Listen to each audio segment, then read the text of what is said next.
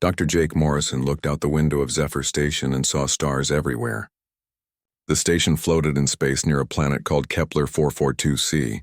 Jake worked as a scientist who studied alien life forms. He had been waiting for this day for 3 years.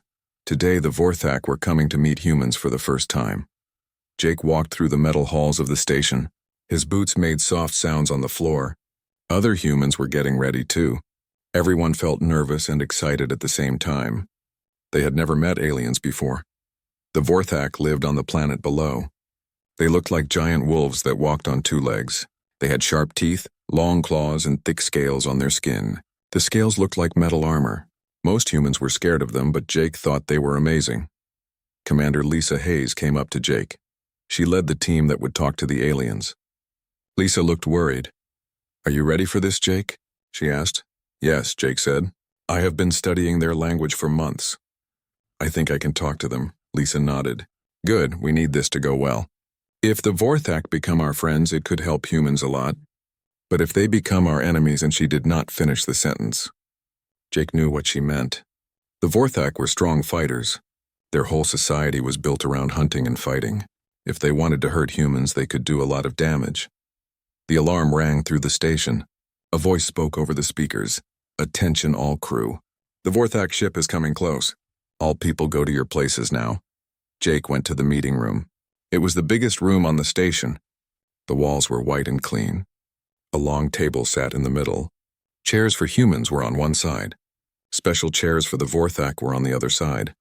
More humans came into the room. There was Pete Collins, who fixed machines on the station. There was Amy Clark, who helped with communications. There was Dr. Ben Parker, who studied alien cultures. Everyone looked nervous but tried to act brave. The station shook a little. The Vorthak ship was connecting to their station. Jake felt his heart beat faster. This was really happening. The door opened with a hissing sound. 3 Vorthak walked in. Jake had seen pictures before, but seeing them in real life was different. They were huge. The smallest one was 7 feet tall. Their yellow eyes looked around the room like they were hunting. Their claws clicked on the floor as they walked. The leader was an old Vorthak with gray fur and many scars. His name was Elder Thrax. Behind him walked a female Vorthak with dark fur. Her name was Huntress Vex. The third one was younger than the others. His fur was brown and he looked curious about everything. His name was Krex. Elder Thrax spoke in his own language. His voice sounded like a growl. Then he tried to speak in English. "Humans," he said slowly. "We come to see if you are worth knowing." Commander Lisa stood up. "Welcome to our station, Elder Thrax. We are happy to meet you." The old Vorthak looked at her with his yellow eyes. "You are small," he said. "You have no claws, no big teeth. How do you survive?" "We survive by working together," Lisa said. "We use our minds and our tools." Elder Thrax made a sound that might have been laughing. "Working together is for weak things. Only the strong should live." Jake watched the young Vorthak named Krex. While the others talked, Krex kept looking around the room. His eyes stopped on Jake many times. Jake wondered what the young alien was thinking. The meeting went on for hours. The Vorthak asked many questions about humans. They wanted to know how humans fought. They wanted to know what humans ate. They wanted to know how humans chose their leaders. The humans tried to explain their ways, but the Vorthak did not understand. In their world, the strongest person was always the leader. The best hunter got the most food. Fighting was how they solved problems. "Your ways are strange," Elder Thrax said. "You share food with weak ones. You help old ones who cannot hunt. You let females fight like males. This makes no sense." "It makes us stronger as a group," Jake said. This was the first time he had spoken. All the Vorthak looked at him. Krex tilted his head like a dog hearing a new sound. "How can helping weak ones make you strong?" "Because everyone has different skills," Jake explained. "An old person might know things that help everyone. A person who cannot fight might be good at making tools. When we all work together, we can do more than any one person alone." The young Vorthak looked interested, but Elder Thrax made a growling sound. "This is foolish talk," the old Vorthak said. "In nature, only the strong live." "That is the way of all things, maybe," Jake said. "But humans have a different way." The meeting ended after many more hours. The Vorthak went back to their ship. The humans stayed in the meeting room to talk. "I do not think this went well," Lisa said. "They think we are weak." "Maybe that is good," Pete said. If they think we are weak, they will not see us as a threat. Or they will think we are easy to defeat, Amy said. Jake was quiet. He kept thinking about the young Vorthak named Krex. The alien had seemed very interested in learning about humans. Maybe there was hope after all. That night, Jake could not sleep. He went to the observation deck to look at the stars. The Vorthak ship was still connected to the station. Tomorrow they would have more meetings. Jake hoped they could find a way to understand each other. He did not know that Krex was awake too, thinking about the strange, soft creatures called humans. 3 days passed since the first meeting. The talks between humans and Vorthak were not going well. Elder Thrax kept saying humans were too weak to be good friends. He said weak friends could not help in a fight. Jake spent his time trying to learn more about the Vorthak. He watched how they moved. He listened to how they talked. He wanted to understand them better. The young Vorthak named Krex seemed to want the same thing. He asked Jake many questions about humans. He wanted to know how humans lived. He wanted to know what humans ate. He wanted to know how humans had babies. Your teeth are so small, Krex said one day. How do you eat meat? We cook our meat first, Jake explained. Cooking makes it soft and easy to eat. Krex looked confused. Why not just bite and tear like normal? We learned to use fire a long time ago, Jake said. It changed how we eat and live. Krex seemed very interested in this. He asked more questions about fire and cooking and tools. Jake was happy to answer. It was nice to talk to someone who really wanted to learn. On the third day, Jake was alone in the observation deck. This was a big room with windows that showed space and stars. He liked to come here to think. The view was beautiful and peaceful. He heard footsteps behind him. Jake turned around and saw Krex walking toward him. The young Vorthak moved quietly like he was hunting, but his yellow eyes looked friendly. Hello, Krex, Jake said. Do you like the view? Krex came to stand next to Jake at the window. Yes, he said. Space is big. Makes me feel small. They stood together looking at the stars. Jake felt happy that they could be friends even though they were so different. Jake, Krex said, I want to understand humans better. Can you teach me? Of course, Jake said. What do you want to know? Krex was quiet for a moment. Then he said, In my culture, we play fight to become friends. It shows trust. It shows we like each other. Do humans do this too? Jake thought about this. Humans did play fight sometimes, but not like the Vorthak probably did. We play, but not the same way you do. We are not as strong as you are. But how do you show friendship? How do you show trust? We talk, Jake said. We share food. We help each other. We spend time together like we are doing now. Krex looked confused again, but that seems so gentle. In my pack, if someone wants to be my friend, we wrestle. We bite and scratch, but not to hurt. Just to play. It shows we trust each other not to really hurt us. Jake nodded. He was starting to understand. Like how young wolves play together, yes. Krex said, excited that Jake understood. Exactly like that. Krex looked at Jake with his bright yellow eyes. I want to play with you, Jake. I want to show that I trust you and like you. But I'm worried I might hurt you by accident. Jake felt touched that Krex wanted to be his friend. He also felt a little scared. Krex was much bigger and stronger than him. Those claws and teeth could really hurt him. But Jake could see that Krex really wanted to connect with him. Okay, Jake said, but we have to be very careful. You are much stronger than me. Krex's eyes lit up with happiness. Yes, I will be very careful. This is how young Vorthak become friends. Krex moved back a few steps. He crouched down low like a cat getting ready to pounce. His tail moved back and forth. Jake could see that this was play behavior, not real fighting. Are you ready? Krex asked. Jake took a deep breath. Yes. Krex jumped forward, but not as fast as he could have. He was being careful, like he promised. He tackled Jake gently, and they both fell to the floor. Krex was heavy, but he held most of his weight off Jake. They wrestled on the floor. Krex was very gentle for such a big creature. He would grab Jake's arms with his hands, but his claws stayed pulled back so they would not cut. Jake tried to push back, but Krex was much stronger. After a few minutes, Krex stopped wrestling. He sat back and looked at Jake. This is good, he said. You are not as weak as I thought. You keep trying even when you cannot win. Jake sat up and smiled. In human culture, we say it is not about winning or losing. It is about trying your best. Krex tilted his head. Strange idea. But I think I like it. Then Krex did something that surprised Jake. He opened his mouth and moved toward Jake's arm. Jake realized that Krex wanted to bite him, the way young animals bite each other when they play. Jake's first thought was to pull away. Krex's teeth were huge and sharp. They could easily cut through his skin. But then he remembered what Krex had said about trust. This was Krex's way of showing friendship. Jake held still and let Krex put his mouth around his arm. He felt the sharp teeth touch his skin. Krex bit down gently, the way a dog might hold something in its mouth without biting hard. But then something strange happened. Krex bit a little harder, expecting to feel Jake's skin break under his teeth. This was normal when Vorthak played together. But Jake's skin did not break. Krex let go quickly and looked at Jake's arm with surprise.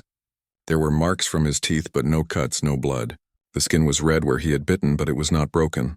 How? Krex asked, touching Jake's arm with one finger. Your skin should be torn. My teeth are very sharp. Jake looked at his arm, too. He was surprised as well. He knew human skin was tougher than it looked, but he had never tested it against alien teeth before. Human skin is stronger than it looks, Jake said. We evolved on a dangerous planet. Our skin had to be tough to protect us. Krex looked amazed. He touched Jake's arm again, very gently. You look so soft and weak. But you are not weak at all, are you? Jake smiled. Looks can be fooling. Humans are tougher than we appear. Krex sat back and stared at Jake with new respect in his yellow eyes. I think I am beginning to understand humans better, he said. You are not what you seem to be. Jake nodded. That is true for most things in the universe, I think. They sat together on the floor of the observation deck looking out at the stars. Jake felt like they had become real friends, and he wondered if this simple moment might change how the Vorthak saw all humans. Krex was thinking the same thing. He had learned something very important today. These soft-looking humans were much stronger than anyone thought. Word spread quickly through the station about what happened between Jake and Krex. Some humans thought Jake was crazy for letting an alien bite him. Others thought he was brave. But everyone was talking about it. When Elder Thrax heard the story, he did not believe it. He called Jake and Krex to meet with him in the main conference room. Huntress Vex was there too, along with Commander Lisa and Dr. Ben Parker. Show me, Elder Thrax said to Jake. His yellow eyes looked angry. Krex says your skin did not break when he bit you. This cannot be true. Jake looked at Lisa. She nodded, meaning it was okay to show them. Jake rolled up his sleeve and held out his arm. Be careful, Krex, Jake said. But show him what happened. Krex looked nervous. He did not want to hurt his new friend. But he also wanted to show his elder that humans were stronger than they looked. Krex opened his mouth and bit down on Jake's arm, just like before. His sharp teeth pressed into the skin. He bit harder than last time, but still tried to be careful. The teeth left deep marks in Jake's skin. The skin turned red and purple, but it did not break. No blood came out. Elder Thrax stared with his mouth open. Huntress Vex made a surprised sound. Even the humans looked amazed. Krex let go and stepped back. See, he said to his elder. The human skin is very strong. Elder Thrax came closer to look at Jake's arm. He touched the marks with one claw very gently. This should not be possible, he said. Krex's teeth can cut through metal. Not all metals, Jake said. And human skin is different than you think. Dr. Ben Parker stepped forward. He had been studying alien biology. Elder Thrax, would you like to learn more about human bodies? We could show you some tests. The old Vorthak looked interested but suspicious. What kind of tests? Safe tests, Lisa said quickly. We could show you how strong humans really are. Elder Thrax thought about this. Yes, he said finally. I want to see more. They went to the station's gym. It was a big room with exercise equipment and soft mats on the floor. Pete Collins and Amy Clark came to watch too. Everyone was curious about what would happen. Jake stood in the middle of the room. What would you like to see first? He asked. Krex raised his hand like a student in school. Can I try to scratch you with my claws? Jake nodded. He held out his arm again. Krex extended one claw and drew it across Jake's skin. The claw was sharp as a knife, but it only left a red line. The skin did not open. Amazing, Huntress Vex said. How is this possible? Human skin has many layers, Dr. Parker explained. It is designed to protect us from cuts and tears. What else can you do? Elder Thrax asked. Amy Clark stepped forward. Watch this, she said. She bent her arm backward at the elbow in a way that made the Vorthak gasp. Then she bent her fingers backward until they almost touched her hand. Human joints are very flexible, she explained. We can move in ways that would break your bones.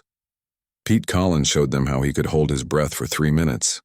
The Vorthak could only hold their breath for 30 seconds. Humans can survive without air much longer than you, Pete said. Our bodies are good at using oxygen. Jake showed them how he could run for an hour without stopping. The Vorthak were fast, but they got tired quickly. They were built for short bursts of speed, not long runs. On our home planet, Jake explained as he jogged in place, humans used to hunt by chasing animals until the animals got too tired to run anymore. We would follow them for days if we had to. Elder Thrax looked shocked. You hunted by never giving up? That is right, Jake said. We are not the fastest or strongest hunters. But we never stop, Huntress Vex asked. What about pain? Are you tough against pain too? Dr. Parker showed them a video on his computer. It showed a human man who had lost his leg in an accident. But the man had learned to walk again with a fake leg. He even ran in races. Humans can survive injuries that would kill most creatures, Dr. Parker said. We heal from almost anything. The Vorthak watched more videos. They saw humans living in hot deserts where the temperature was 120 degrees. They saw humans living in cold places where it was 40 degrees below zero. They saw humans climbing tall mountains where there was almost no air to breathe. Your planet must be very dangerous, Krex said. It is, Jake agreed. That is why we had to become tough. Our planet has big storms, earthquakes, floods, and fires. Animals that wanted to eat us. Diseases that could kill us. We survived by being harder to kill than anything else. Elder Thrax was quiet for a long time. He walked around the room thinking. Finally he spoke. I have been wrong about humans, he said. I thought you were weak because you look soft and have no claws. But you are not weak. You are a different kind of strong. Yes, Jake said. Every species finds their own way to be strong. Vorthak are strong with claws and teeth, Huntress Vex said. Humans are strong by never giving up. Krex looked excited. This is why you work together. You help each other survive because you know surviving is hard. Exactly, Lisa said. We learned that helping each other makes everyone stronger. Elder Thrax nodded slowly. Perhaps there is wisdom in your ways after all. They spent the rest of the day learning about each other. The Vorthak showed the humans how they hunted and fought. The humans showed the Vorthak their tools and machines. By the end of the day, both groups understood each other much better. The Vorthak learned that humans were not weak, just different. The humans learned that the Vorthak were not just violent, but had their own honor and rules. As they prepared to go back to their ships, Elder Thrax spoke to Jake. You have taught me something important today, he said. Strength comes in many forms. I was foolish to think there was only one way to be strong. Jake smiled. And you taught me that being different does not mean we cannot be friends. Krex came up to them. Can I stay and learn more about humans? He asked Elder Thrax. The old Vorthak looked at Jake. Would you teach him? I would be happy to, Jake said.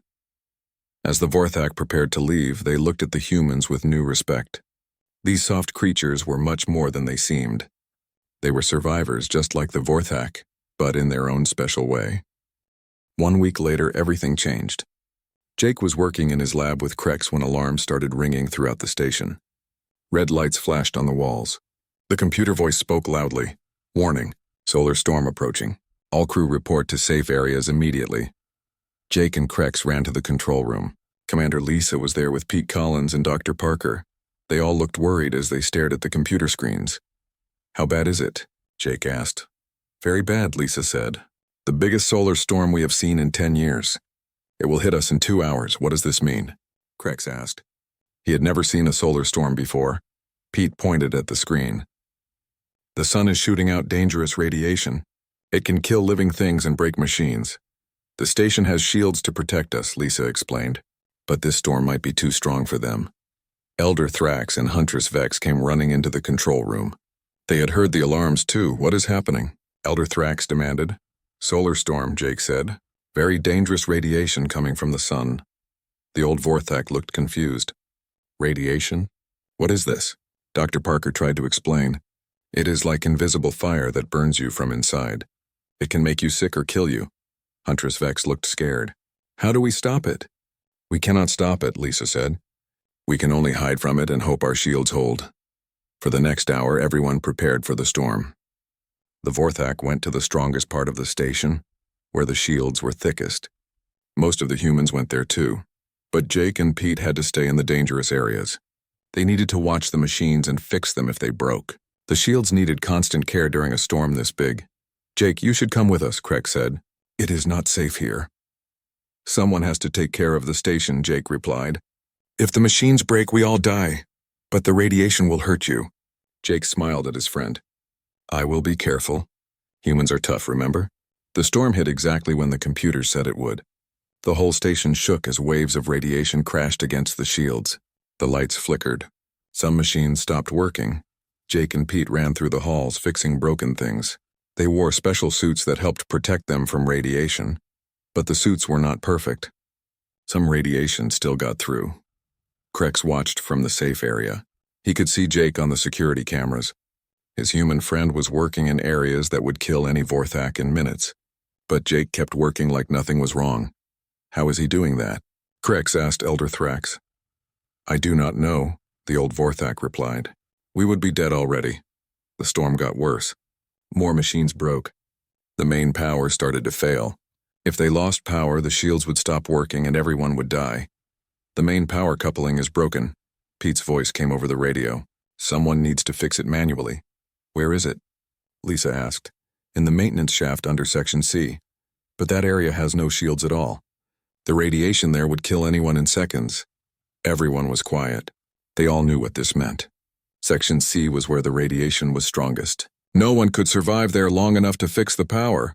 "I will go," Jake said over the radio. "No!" Lisa shouted. "Jake, that is suicide." "Maybe," Jake said. "But if I do not try, we all die anyway." Krex jumped up. "I am going with him." "You cannot," Elder Thrax said, grabbing Krex's arm. "The radiation will kill you before you take 10 steps. "Then how can Jake survive it?" Elder Thrax was quiet. He did not know.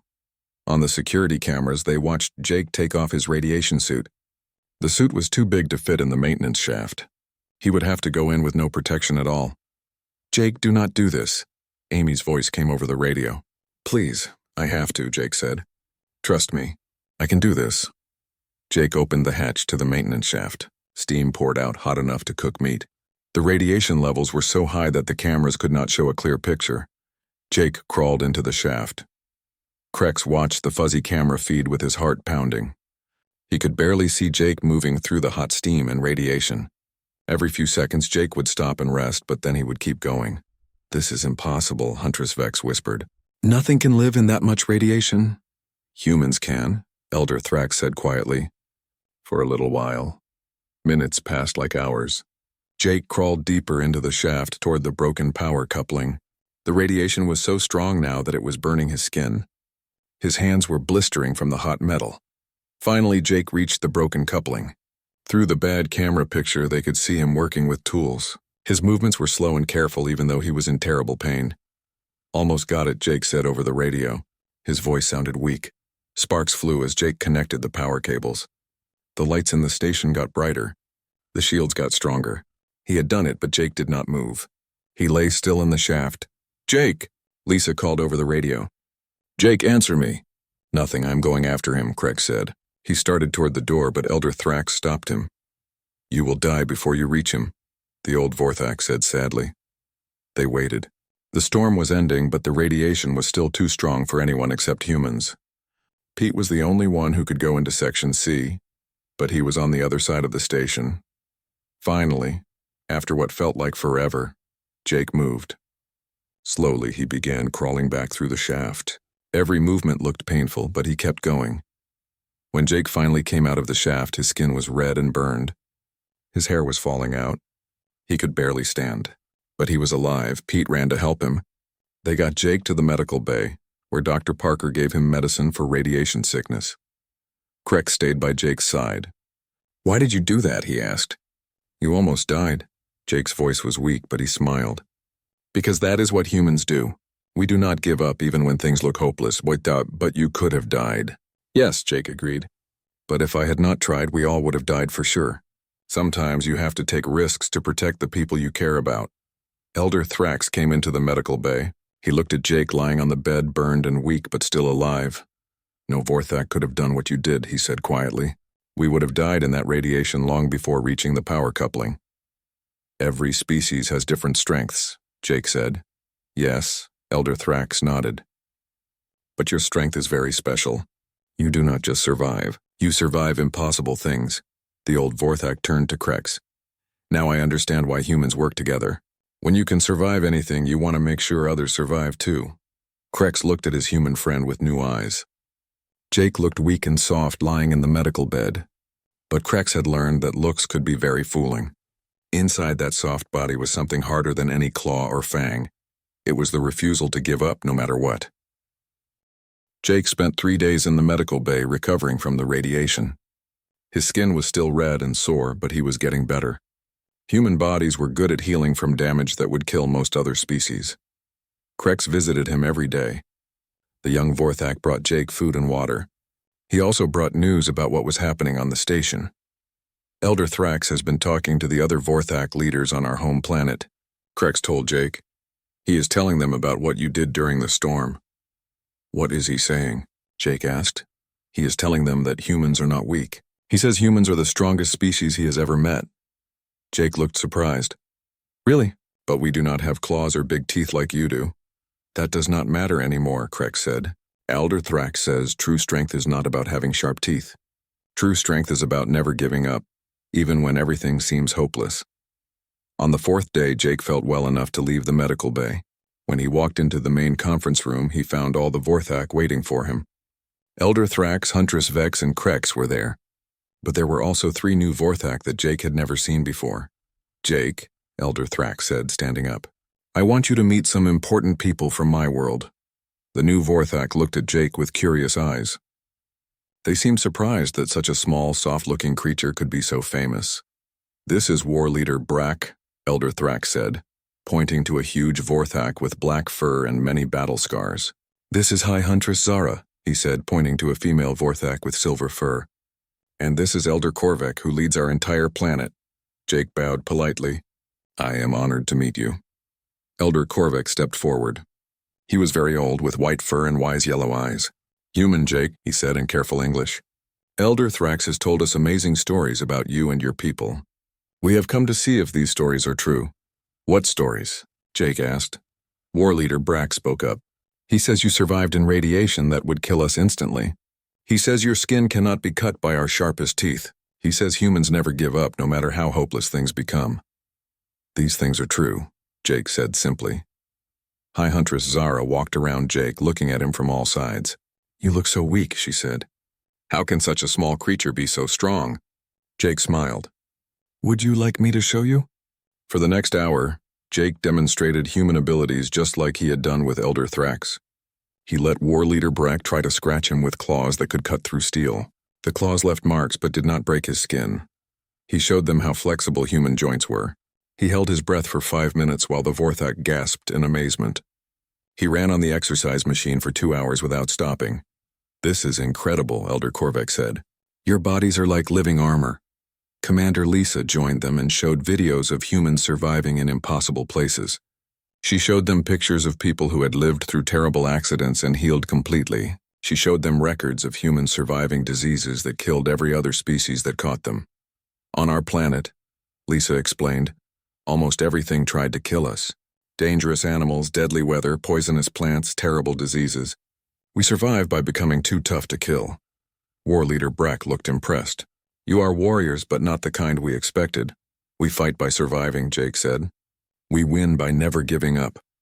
Elder Korvek was quiet for a long time. Finally, he spoke. "In our culture, we have a special name for warriors who cannot be defeated. We call them Keth Vorthak. It means unbreakable ones. This is the highest honor we can give." He looked directly at Jake. "Human Jake, I name you Keth Vorthak. You are unbreakable." Jake felt honored but confused. "Thank you, but I am not unbreakable. I can be hurt. I can be killed." "No," Elder Korvek said. "You do not understand. Keth Vorthak does not mean your body cannot break. It means your spirit cannot break. You will keep fighting no matter what happens to you." "That is true," Jake agreed. Elder Korvek turned to address everyone in the room. I declare that all humans are Keth Vorthak. They are unbreakable ones. They have earned our highest respect. The other Vorthak made sounds of agreement. This was a great honor. In thousands of years, only a few non-Vorthak had ever been called unbreakable. What does this mean for our two species? Commander Lisa asked. It means we want to be your allies, High Huntress Zara said.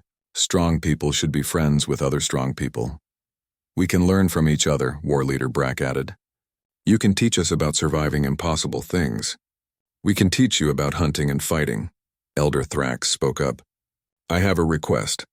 Can Krex stay here to study humans? He wants to learn more about your ways. Jake looked at his young friend. Krex, do you really want to stay? Yes, Krex said excitedly. I want to learn everything about humans. You are the most interesting species I have ever met. Then you can stay, Commander Lisa said. We would be happy to have you. Over the next few weeks, more Vorthak ships came to the station. They brought scientists and diplomats who wanted to study humans. They also brought gifts of friendship. Krex became Jake's official assistant. He helped with research and learned about human culture. Every day he discovered something new and amazing about his soft but unbreakable friends. Jake, Krex said one day as they worked in the lab, can I still bite you sometimes? I know it does not hurt you and it makes me feel close to you. Jake laughed. Of course. That is how we became friends in the first place. Krex gently bit Jake's arm, just like that first day. The skin still did not break. But now Krex understood that this was not magic. It was just another example of how amazing humans were. You know what I like most about humans? Krex asked. What? You taught me that being strong is not about hurting others. Being strong is about protecting others even when it costs you everything. Jake nodded. That is what we learned on our dangerous planet. The only way to survive was to help each other survive. Word spread across the galaxy about the amazing humans and their friendship with the Vorthak. Other alien species wanted to meet these unbreakable ones who looked weak, but were stronger than anyone imagined. Jake often thought about that first day when Krex had bitten him in play. Such a simple moment had changed everything between their species. It showed that sometimes the best way to prove you are strong is to let someone test your strength and discover you cannot be broken. The friendship between humans and Vorthak grew stronger every day. They explored space together, shared knowledge, and protected each other from dangers. The Vorthak learned that true strength came from never giving up. The humans learned that different kinds of strength could work together to make everyone stronger. And in his lab on Zephyr Station, Jake continued his work with Krex by his side. Sometimes when Krex was feeling playful, he would gently bite Jake's arm and marvel once again that the skin did not break. It was a small reminder of the day they learned that the universe was full of surprises, and that strength could come in forms no one expected.